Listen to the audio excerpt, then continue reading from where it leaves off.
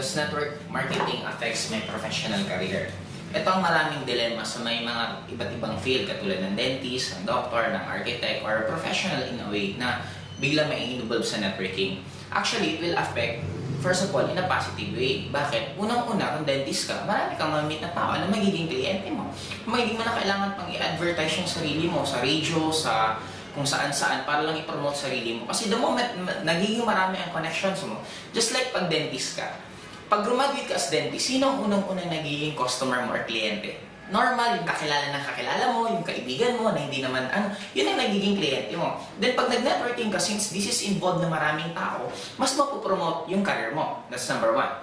On a negative na effect, akala kasi ng iba, pag nag-networking ka, alam mo, doktor ka, kahit mag-networking ka, doktor ka pa rin naman eh. Kahit mag-networking ka, architect ka pa rin naman. Hindi naman mawawala yung title mo.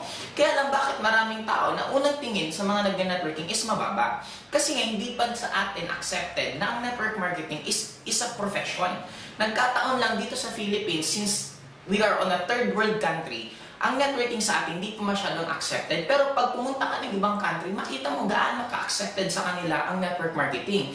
And sa tinatawag na opportunity, sa tinatawag na pagyaman, normally, sino ba ang pinaka nakaka-achieve ng success? Yung tao na marunong sumugal. Just like Steve Jobs. Maraming nagtatawa kay Steve Jobs, yung iniisip niya yung concept ng Apple. Pero tingnan mo ngayon, ang daming natulungan ni Steve Jobs dahil sa naglakas loob siya, hinarap niya yung mga tao nagtatawa sa kanya at prinog niya sa sarili niya na tama siya.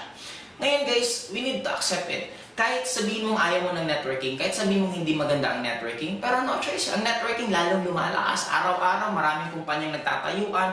Habang tumatagal, lalong dumadami ang nagne-networking.